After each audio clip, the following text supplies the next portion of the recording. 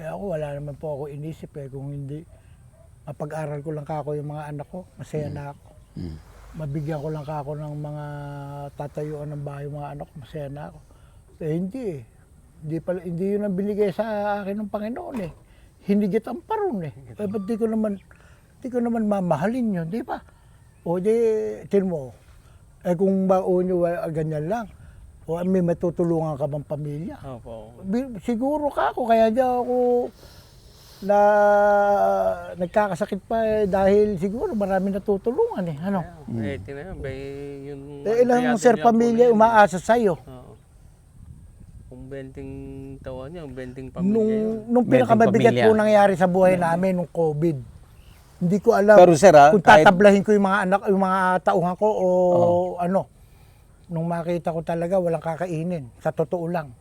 Hindi sir namin naging problema. Kumain ng isda, kumain ng manok, kumain ng ano. Kambing. Ay, grabe. Oh, walang bigas. Maraming bigas. Marami kaming palay. Oh, may isda. Sige, managap kayo ng isda. Isda pa ulam namin. Hindi namin nakuha magutom ng mga panahon na yun. Kaya sabi ko, kung ito lang mga nasa Maynila na to, napakaliit lang ng bakuran, dami naman pera. Bumili kayo sa probinsya ng lupa. Diyos ko naman. May tanim kayong halaman dyan, may ano kayo, may nauwian kayo sa Maynila. Tamad ka na lang pagka nagutom Napakahirap ka. nung may bahay ka sa Maynila, wala ka man lang bakasyon at sa probinsya. Gusto mo bang matuto ng agribusiness, crops, livestock and poultry, aquaculture, at ma-inspire sa mga success stories? Agribusiness How It Works!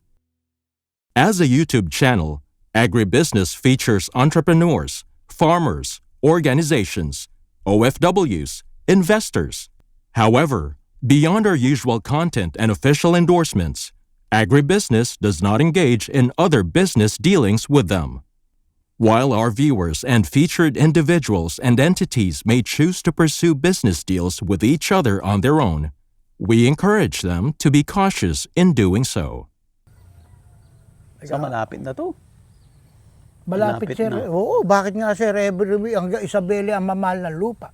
Sa totoo lang, mas mahal ng lupa sa Isabela kaysa rito. Kasi malaki ang komersyo diyan eh. Kaysa rito sa atin. Eh, sabi ko, San Miguel eh, ito lang ang Metro Manila. Mamaya luluwas ako, nandun na ako. Oh. Dito lang yan, mga year ano lang yan eh, mga 2006, 2010, yung mga ganyan lang. Kailan nandun yun ah? Bibenta sa'yo, 10 piso lang, isang metro kwadrado, di 100,000 lang isang hektarya. Minsan sir, ang bili yan. Hindi na po square meter ha. O yan, bilhin mo sa'yo yan, kahit 100 lang, bayaran mo na ako dyan. Sa lahat na yan. Napili ko nung nabili sir yun. Eh wala naman akong pera noon. Eh kaya mura-mura lang. Eh ano alaman ko lang, may negosyo ko. Nung pumasok ang investor dito, eh napakataas, napakabilis mag-upgrade ng presyo. O, eh, sabi ko nanay, yung palang pinundar natin eh. Maganda palang maging kahinat na nito. Ano sir, may kasamang swerte ba? O puro ano lang, yung... Hindi naman sir, siguro, kasi po, ako kasi ang ugali ko. Nung time na nagbibili ko ng murang lupa nung araw, yun nga isang reason, mure palay, ay yung bukid. Ang isang reason ko kasi, basta sir ito, tandaan nyo. Baka ito, ala pa nakapagturo sa iyo. Kung maganda po ang negosyo mo, unyo, ikaw, pakinggan mo ito. Kung maganda ang negosyo mo ngayon, tumatamasa ka ng maganda. Ganito tanong, ito kayang tinatamasa ko na ito, Panginoon, eh, sa loob pa ng 5 taon, eh, ganito pa ako. Sa susunod baka mo na 5 taon uli, eh, ganito pa rin talaga. Ay, huwag mo sasabihin gano'n. Alam mo bakit? Hindi ate. Sa daming tao na nakikita ka, na umasenso ka ron, maraming gumagaya. Umasenso ka sa tracking, umasenso ka sa business ito, marami kang makakalaban, nakakakumpetensya. Kaya ang lagi kong sinasabi, mga anak, maganda kita natin sa farm noon. After 10 years ba, 5 years ba, ito pa rin tayo. Hindi na ikatatay masasabi, iba na sitwasyon eh. So mag-isip ka na ngayon ng pang-alternatibo mo. Huwag mo nang hayaan Na dumating pa yun. dumating yung panahon na yon. Ako yun lang lagi kong aral sa mga ano ko. Huwag kayong magyabang na malakas kayong kumita ngayon dahil sa negosyo na yan. Hindi mo masasabi, o kagaya ngayon, di sa poultry, lumabas na ngayon yung mga big time na mga politiko. Mananalo ka ba sa politiko kung magtayo ng milyon ng volume? Daang libo ang volume. Bakit? Kinurap lang yung pere. Kaya naitatayo nila. Hindi namin kamukha na para maitayo ang poultry, doon lang din siya kinita namin. Yeah. Malaki pagkakaiba nyo. Ngayon ang mga player ngayon, puro sobrang lalaki. O ngayon halos bagsak ang presyo. Isipin mo ngayon, magpapasko, bagsak ang presyo ng manok. Ayan, bagsak. Kaya naisip namin ng partner namin, huwag ka na mag-poultry. Oh. Tayo na tayo ng dressing plant. Yung planta, bagsak at mataas ang manok, kumikita. Di ba?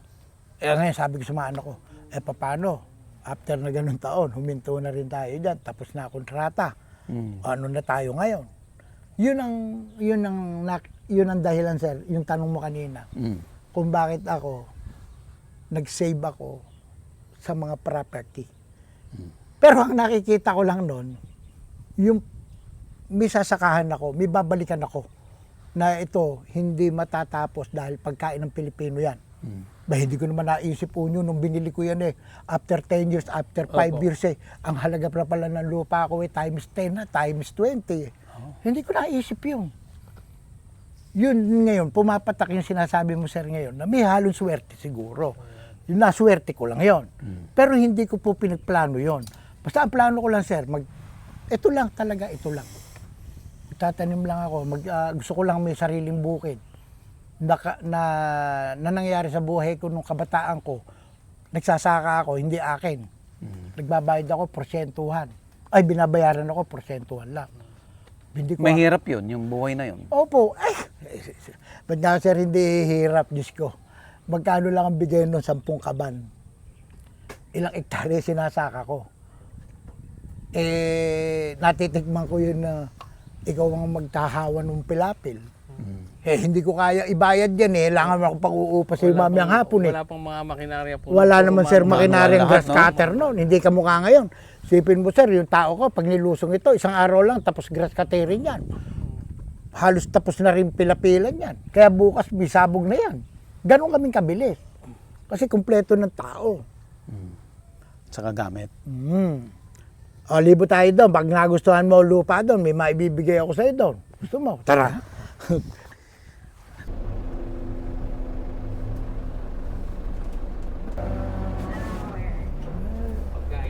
Kasi namahay yung tubig din. Pero hindi magkaisa pa nga din yung sumudula. Hindi, tas mo, wag mo na, sundin mo na yung gusto niya, diretso mo. Hindi tayo maano dyan. Sige, diretso mo.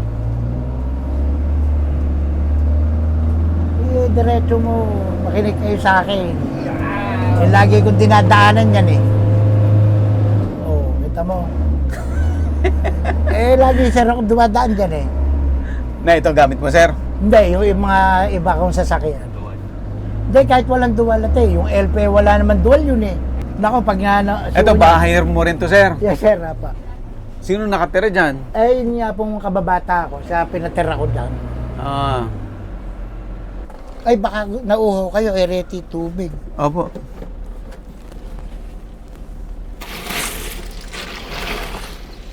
Masarap yung Vietnam rice, sir? Sir, masarap talaga. Malang paleno kaysa dun sa mga ordinary. Halimbawa, yung triple 2 nabili sa'yo ng 70. Binabayaran po ng 20 yung Vietnam rice. Saka sir, pag sinaing mo yon, masarap talaga, mabango, parang nagmalangis-langis. Pinaririgalo ko dun sa mga katransaksyon ko yun, mga kaibigan ko. Kahit pa paano kahit na isang sako lang na ibigay mo, masaya sila. Opo. Saka masarap lang sa'yo nun. Yung pagkaane, matuyo mo, mapabayo mo kaagad. Pero kung lalaunin mo rin, Hindi rin maganda. Hindi rin siya. Mawawala rin yung sarap. Yes. Mas masarap po yung talagang bagong ane. Bagong ani, bagong kiskis. Apa. Tapos kakain mo rin agad. Ay, nako. Kasi pag nagtagal din, mawawala rin. Kasabihan ng mga matatanda rito sa probinsya, kahit katuyo lang ang ulam, Oo. basta masarap ang bigas. Kaya lahat, pati mga operator ko, nako, tuloy-tuloy ang trabaho. Mm. Kaya masasaya sila, hindi sila nagipit. Aba, kung hindi, nako. San Miguel pa rin po ito, sir? Opo, kung pupunta natin, San Miguel pa rin. Kung hindi po natapyasan ng San Miguel ng ginawang DRT. San Miguel din yung DRT noong Opo, araw. opo. Pinakamalawak pong nakuha ng DRT, San Miguel. Ito po, pagpasok nyo dito, Sir Buddy, meron pa ako diyang maluwang na palayan. Aha. Ngayon na lagi tumitingin sa akin dyan. Gagawing housing. Oo. Kasi Subdivision. Opo, katabi kasi ng sapa Oo. Alam mo na may mga subdivision, ang gusto nun, mga katabi creek. Para doon sa mga water, nila. Waste nila. Ito naayos namin. Basta importante matamnan niya. Ngayon lang natamnan niya. Ngayon lang. Diba? Sa susunod ba yan? Ito yung dati parang to sir eh. Oo, pispan ng araw yan. Yan parang may karsada. Tinan mo. Pero mo, ganda pa ng sabog Pwede ka naman magbaling dyan mamaya. Lakas ng bombo pa ya. Parang alang ulan Nilagay nyo pala ng karsada rito eh, no? Ang lakas ng tubig. Opo. Kaya lang, ba't siguro pinatay na rin? 15 pesos. 15. Ito yung walang kwenta nung araw, sir. Ha? Ito yung No, walang sir, kwenta nung araw. napakapangit na ito nung araw. Pispan lahat yung ginawa dyan. Ayoko naman mag-pispan. Pinatag ko. Doser ko. Ito, wala pa akong ginagalaw rito, unyo. Nilagyan ko lang ng karsada. Nung araw, sir, walang karsada ito. Pero ito, barangay road, yung gilid ng puno na yun. Diretso. Yung barangay. bombo, Yung kami- mandar na yung sa inyo po yun. Akin lahat yun. Yung 6.3 yan Yan. Ito na, 18 lahat ito Pero itong hindi ko natamnan na ito, nabenta ko doon sa kaibigan ko. Sa Africa siya ngayon. Ngayon gusto niya, benta na rin. Ilang hektarya po yan? 2 lang po yun. Pinaparte lang niya sa akin yun. Ito po, 12 ito Ito, ayoko na ibenta ito Binibili sa akin ng solar ito, ayoko. Na-develop ko na sir. Ito na. Ito, ngayon ko lang na-develop yan. O di sa susunod na cropping sa rainy season yan. Punyo, patag natin yan. Ito yung mga sir, dati hindi natatamnan, no? Yan yung pinakita ko kanina sa binabako. Sabihin mo na 15. Hindi naman ako sigurado ng 3 milyon dito, ayos yan. Di ba? Sabihin mo ng 30 pesos, o di 45 pesos lang. Mura pa rin, di ba? 45 pesos per square meter. Hindi naman ako ububos ng 30 dyan. Siguro mga 20 pesos. Akin lahat yung equipment Sana all. Ang ganda ng patag ng buwan. Kasi dati Kaya kayo mga walang tao rin sa barangay. Langyae ka kayo magsaka, kompleto equipment. Sabi nila. Isang ka nakakita, nung araw, tao lang ang nag-aayos ng pilapil, di ba? Nag-aayos ng pitak. Ito, tagilid ito. Sabi ko, ngayon muna, kunin natin yung lupa. Tumpok natin. Sa Tagaaraw, may kasama pa ako 1 hektarya sa kabila malalim. Bala ko itong lupa, lahat na ito, yan. Tatamba ko rin unyo. Tapos yung mataas naman doon, bababa ko. 1 hektarya ang pitak pa yun. Sayang. para mapatag na siya. Matamnan din ang palay. Isang bebantay ko rin Pero Unyo, bantay ko rito, 5% lang ang ibigay ko sa Oo, kanya. bantay lang naman siya. Bantay ko lang. Hindi Mabait, naman masaya napakabait ng bata. Hindi naman Siya po ang nag-aasikaso ng tubig. Ang tubig po na yan, saan gagaling? Ayan lang sir, and then lang. Creek po yun. Ngayon ang ginawa ko, kung may bako ako, hinukay ko yung papunta rito, tapos ginawa kong tutukan. Tinututukan ko na, andun, may mga makina ako ron. Pinagagawa niya ng Tapos na water siyang ng magpatubig din eh, kaya nakapatay yun eh. Kahapon eh, umaandar yun eh. Sa unang sapa, wala akong tulay yun. Talagang lulusong ka sa sapa. May daan naman ng sasakyan. Pero pag malalim ang tubig, Hindi ka makakatawid. Hindi makaraan. Diyos ko, binibenta lahat sa akin ito. Itong building na yan, 12 hectares pa yan. Pati ito. Pati yung dinaanan natin na 17 hectares yan. Binibenta sa akin ito. Pakamura lang.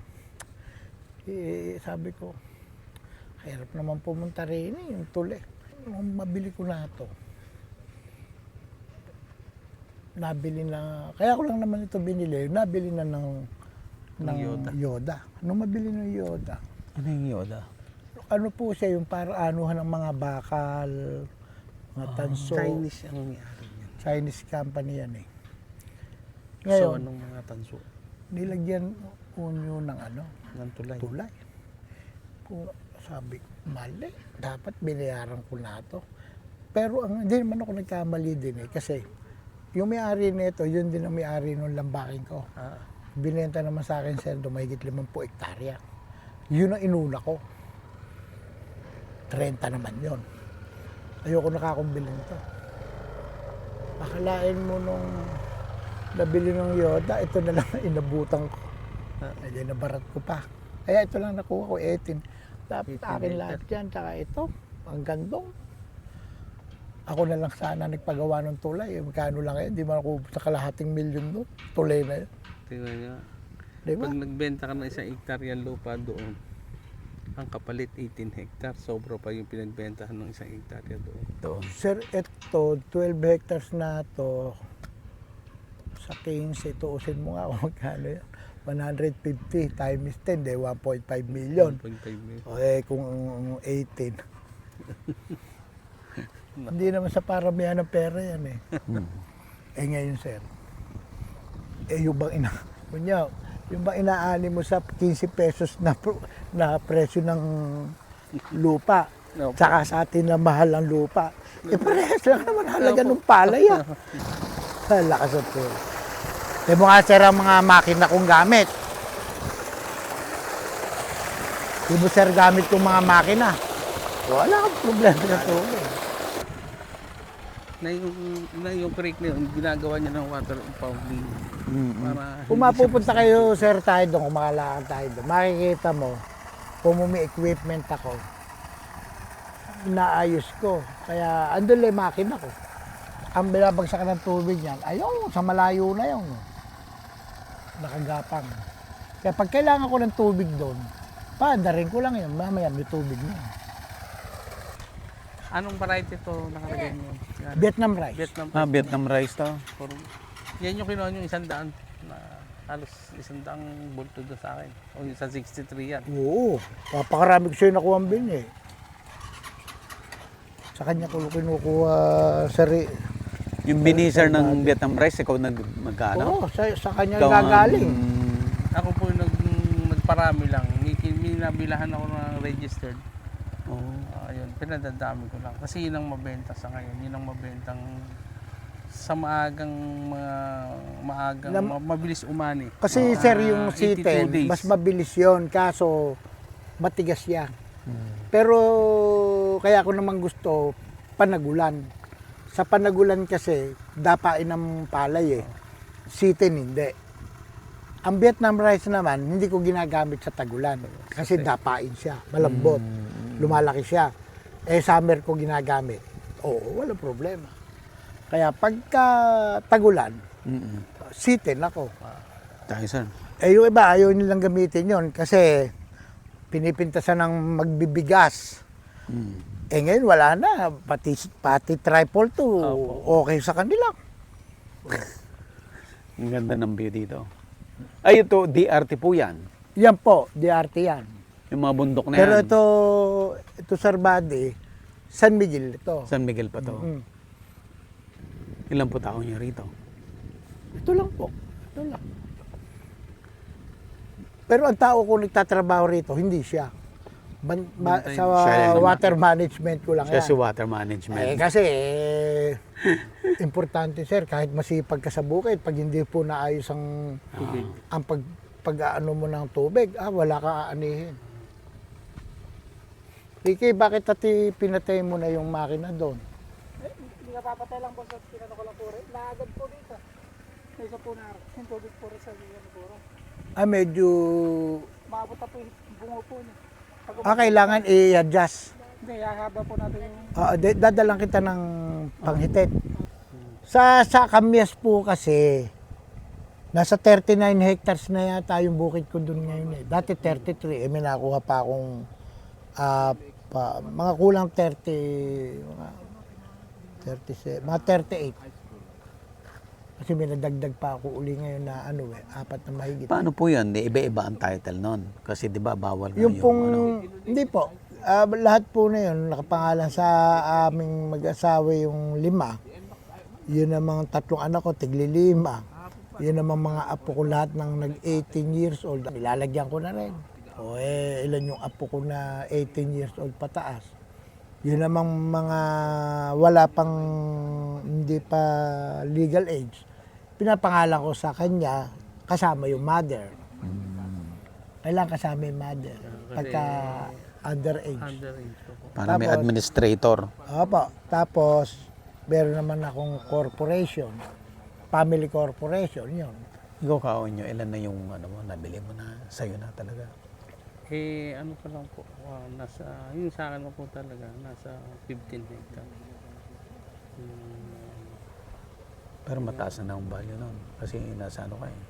Opo, mga mataas na value po. Konti pa tao rito. Sir, dito, kaya konti ang tao. Ang bawat isa, kamukha niyan, ang may-ari nito, 12 hectares po yan eh. Di siyempre, isa lang ang bahay na kapitbahay ko kasi 12, yung sa akin natin, 18 hectares. Ito lang yung, yan. Yan naman, inabutan ko na yan, i-remodel ko pa lang yan eh. Papabasal na ako. May mga bakal na akong dumating eh. Ganda ba, ito, lagyan mo lang ng makakatipid ka. May bodega ka pa. Yun ang, ngayon mabilis ako magpagawa, yero lang ang dinding mo. Pag ayawan na, baklas. Ito may mga ginagawang KFC ngayon, yung mga ngayon, puro yero. Ang galing. Pag ayawan na sa kontrata, baklas. Ganda na rin uli sabog na rin. Maganda po, maganda. Hindi, yuri ang puro, inano ko dyan nung unang sabog ko eh. Sinabugan ko ng 2.5 bag ito sa 1 hektarya. Yun ang ginawa ko, urea. After 10 days, inano ako uli ngayon ng 3.14, nahihinaan ako eh. Ako, pwede pagsipa nito, grabe. Saka maganda rito, hindi nawawala ng tubig. Parang malinis po, walang damo. Malinis. Sa damo, may konting damo dyan, pina-spray ko yung lang pulutong na yun. Opo.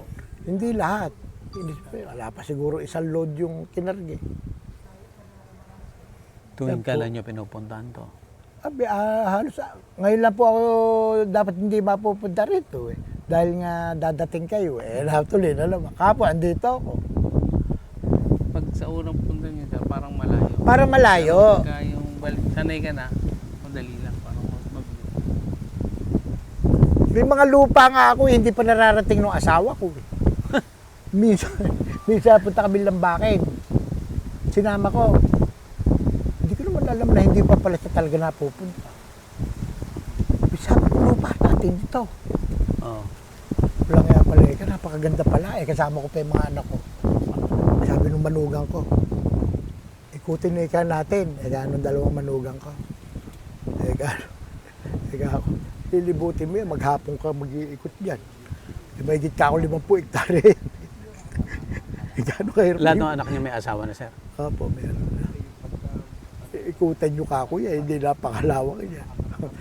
Nung nag-asawa nga yung anak kong panganay, sabi ko, Sir, lilipat ko kayo sa lilipat ko kayo dun sa, kasi nga poultry po business ko nun. Yung anak ko din sanay sa poultry. Dahil pinalaki ko sila sa poultry. O sige ka ako. Nung mag-asawa, tinayuan ko ng bahay, poultry. Sige ka ako, may nabili ko itong lupa nung araw. Sabi ng asawa ko, hindi ka meron kang lupa doon. Oo ka ako, nabili ko yan ka ako. Grabe ka naman, sabi ko, hindi niya alam. Sa akin titulo, hindi niya alam. Kaya Hindi. ka ako, pangalan natin mag-asawa. Sa dami sir, hindi na alam ni Tinayo ko ma'am. ng poultry yun. Tinaniman ko sir ng mahogany. Ang ganda, may bakod. Binayon ko ng bahay yung anak ko. Diyan nagpo-poultry sila noon. Doon. Kaya lang, naginto na nga kami sa poultry. Wala na. Pero pag-aari pa rin nilang magkakapatid yung... Yun, may bahay doon. Hanggang ngayon, may bahay din doon. Kaya lang, dinig ko lahat. Ginawa kasi nung asawa ko, 3 yung anak ko, ayaw niya nang magtatampuhan. Nilagyan ko yung isa sa highway, yung isa sa highway din. Lahat sila may highway, walang inggitan. Maswerte yung mga anak ko. Isipin mo, sir, dalaga pa yung mga anak ko, may bahay ng sarili. Oo. Kaya nung kulang na lang nila, asawa. O kaya nung mag-asawa, ala nang ipinundar, may bahay na sila. Katuwiran ko naman, tatatlo lang anak ko, kung kami lang mag-asawa, tama na yun. Sabi ng asawa ko, kaysa magpagawa ka ng mansyon, ng bahay na malaki, para ipakilala mo nang na ikaw ganun. Ipatayo mo na lang ng kanya-kanya yung mga anak mo. Tama. Di po ba, sir? Tama. Di lahat ng mga anak ko.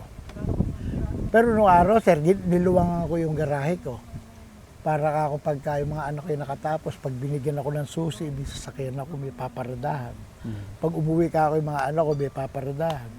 Hindi pala, ako rin pala magbibigay ng mga sasakyan.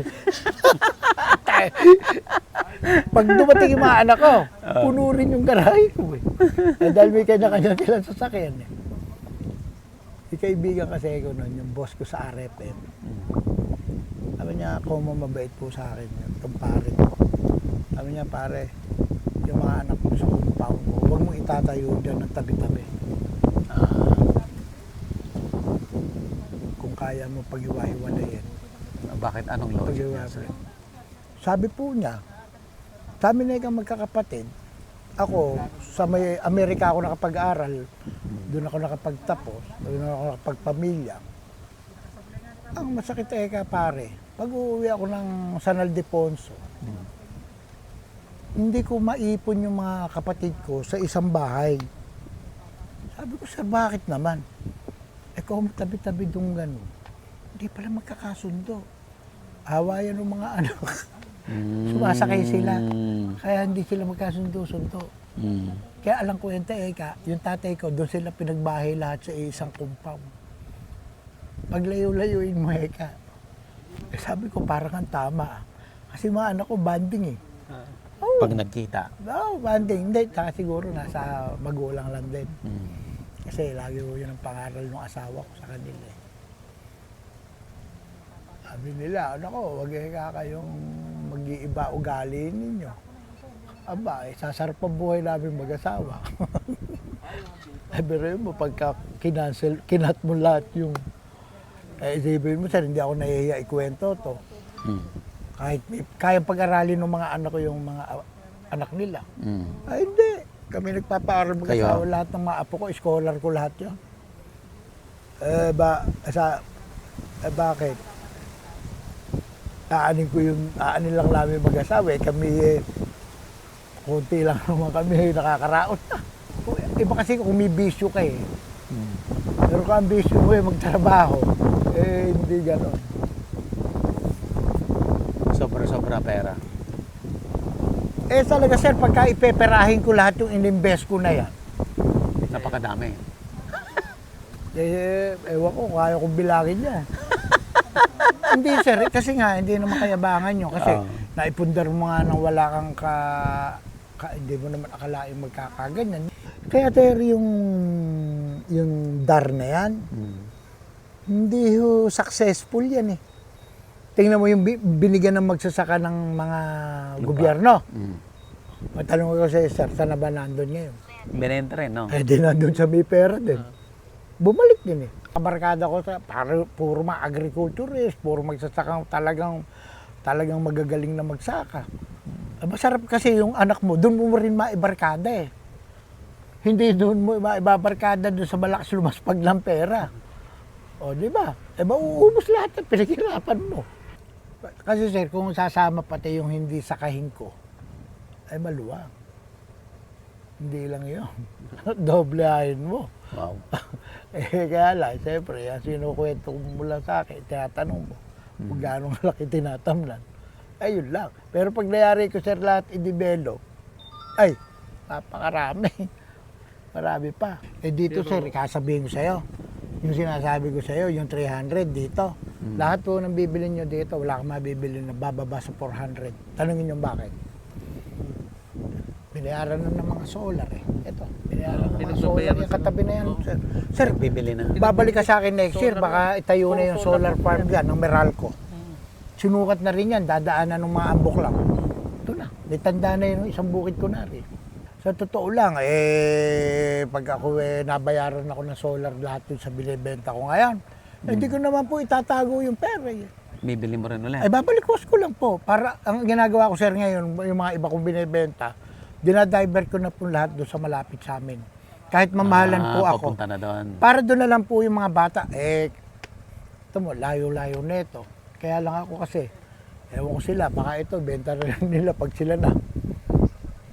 Pero ako, hanggang nabubuhay ako, hindi ko bebenta ito.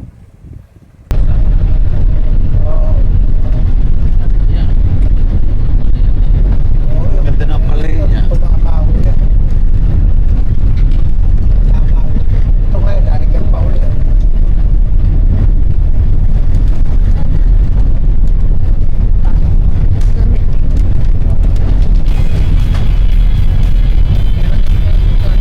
Agribusiness, how it works. Instruct, inspire, succeed.